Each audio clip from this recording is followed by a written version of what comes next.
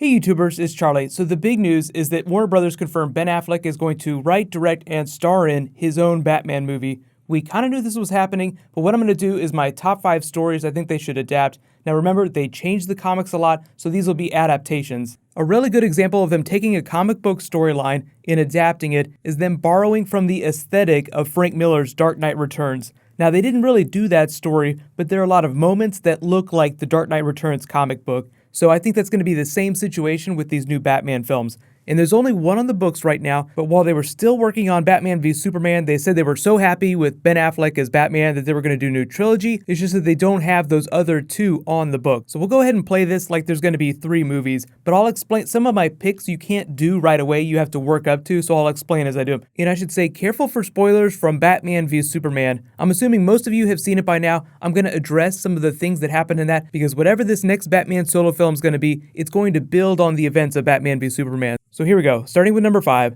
pretty obvious pick, Death in the Family. At some point, they're going to have to tell the story of how that Robin died. Now, they didn't say whether it's Jason Todd or whether it's Dick Grayson, which Robin it was that died, but my hope is that at some point in one of these next Batman films, maybe not the first one, they flash back and they tell the story of how Robin died. Now, there is a lot of Batman in Suicide Squad, but I don't think it's going to go too deep into their history. You do see Batman trying to rescue Harley Quinn, so I think if anybody's backstory is going to be told in that movie, it's going to be Harley Quinn's. They're not really going to go into Robin too much. But keep your eyes peeled for the Joker making a joke about the Robin he killed. He can never resist an opportunity to rub something in Batman's face just to try and get him worked up. That's part of his whole thing, trying to get a rise out of Batman, just trying to get him super angry so he'll lose his mind. But in one of those films, we gotta watch that Robin get killed. They don't need to hijack an entire movie just to tell that story. They can deal with it in like a 15-minute sequence, but as long as they do it at some point. Number 4, The Long Halloween. Deep Batman cut, great Two-Face story with a really awesome twist at the end. Two-Face is bad, but there are also a lot of other bad people in Gotham. I think whatever the Batman film is going to be, it is going to be very Gotham-centric. It'd be really awesome if they continued to build the Batman Rogues Gallery out, and Long Halloween is one of those stories that features a lot of different Gotham villains, in addition to Arkham and a lot of other big places in Gotham. You see, like at the beginning of Batman v Superman, because of Superman's arrival, Batman has started cleaning up Gotham again. So this is just him on the beat, trying to track down a big serial killer to throw him into the path of a bunch of the other big people in his Rogues Gallery. One of the problems with movies, though, is that you can't stuff too many characters in or it starts to get a little crazy. And some of the best Batman stories feature almost his entire Rogues Gallery. So a lot of the big characters that appear in Long Halloween, like the Riddler, Poison Ivy, you might just have to reference in subtle ways. Like you wouldn't be able to do the exact comic book. Number 3, also a really solid pick, Batman Dark Victory, kind of a sequel to Long Halloween, but it deals with the origin story of the Dick Grayson Robin, and that's why they'd probably have to wait to maybe like the 2nd or 3rd film if they're ever actually going to do a Robin in modern continuity.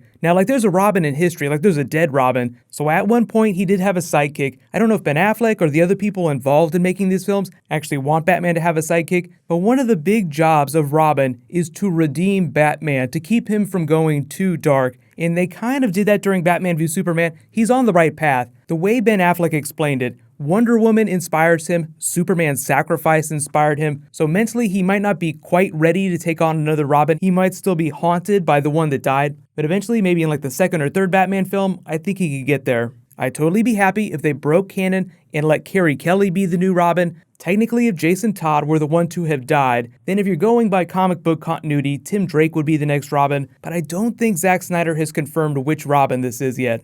Number 2, another big Joker story, The Killing Joke.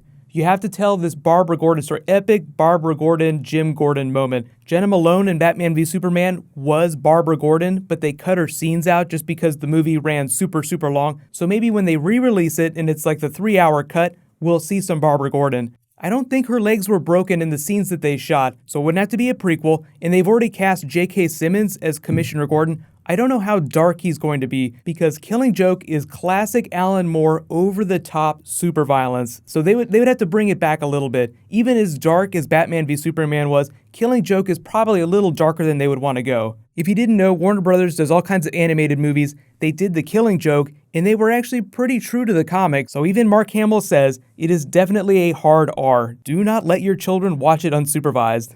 But my number one pick, you guys have probably guessed this already, one of my favorite grand Batman stories, one that involves almost his entire rogues gallery, is Batman Hush. Now the problem with this is, like I said, you can't put all those people in a single movie, so you'd have to break bits of this up and tell it over a new Batman trilogy, whereby at the end there's some mastermind who comes out and says, "This was my plan the whole time." Usually you would let the Joker be that person, but Hush is really a story about Thomas Elliot that you later find the Riddler was behind, and it also ropes in Ra's al Ghul, so there's a lot of different things going on. It's a very complicated, very rewarding story. If you haven't read it, read Batman Hush.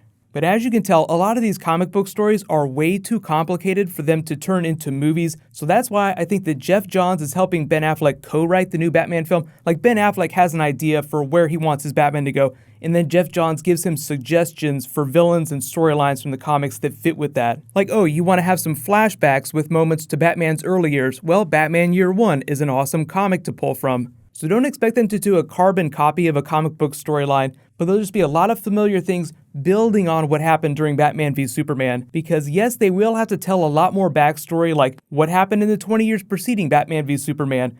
Now the Wonder Woman movie, that's going to be a prequel. I don't know if they've confirmed that the Aquaman and the Flash movies are going to be prequels, but they could be. I'm hoping that they're not. I hope it's going to be like the Doctor Strange movie, where you tell the origin story, but you do it while also moving forward in the timeline. Let me know in the comments though, what do you think about Ben Affleck doing his own Batman film, he has a lot of power, because he's actually a great director. I think he just needs a really solid team around him, and I think that's why Geoff Johns is there with him doing this. So if you want to trust anyone, trust Geoff Johns, and if you wonder what it's going to look like, just rewatch Batman v Superman. That was really more of a Batman film than it was a Superman film. It was like Superman being done in the tone of Batman. But I think that, as big as the Batman film is going to be, it'll be a lot more personal story than Batman v Superman.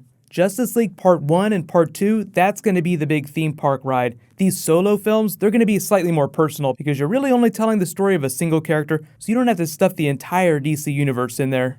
A lot of you are probably asking, when the hell is this Batman movie going to come? Well, they haven't scheduled it, but there is an untitled film on the schedule for October 5th, 2018. I don't know if they're going to wait that long. They might bump the schedule around a little bit to try and get it out faster, because financially, Batman is a sure thing. Even if it isn't the biggest movie of all time, it's definitely going to make more money than most of their other films. But here's the rundown right now. This fall, we have Suicide Squad. Then next year, there's 2 films, Wonder Woman in the spring, then Justice League Part 1 in November. Then the year after that, in 2018, there's 3 films. That's the first year that there's going to be 3 films. There'll be The Flash, then Aquaman, then the untitled film. So they might shuffle some of those around to get the Batman film out first. But they're filming Justice League Part 1 and Part 2 back to back, so Ben Affleck is going to be way too busy doing that to work on his Batman film. So I don't think he's even going to start doing anything till next year. But they do have a script treatment, like he already has a version of the script that has been finished, but they haven't really revealed what the story that is yet. And real quick reminder, there is a new round of the giveaway this week. All you have to do to enter is be a subscriber and leave a comment on this video. I'll announce the winner whenever I post my next DC video. Wouldn't it be awesome if Ben Affleck just kept playing Batman Robert Downey Jr. style for forever till he actually goes gray, and then they can do a Batman Beyond story, and he will have totally aged into that very old Batman role. While you guys wait for my next video to post, you can click here to learn all about what the cast has been saying about the finale this year. Kevin Smith has also been teasing his episode, and you can click here to watch the Winter Soldier kick the shit out of the Avengers. Thank you so much for watching, everybody. Let's high five. I'll see you guys tonight.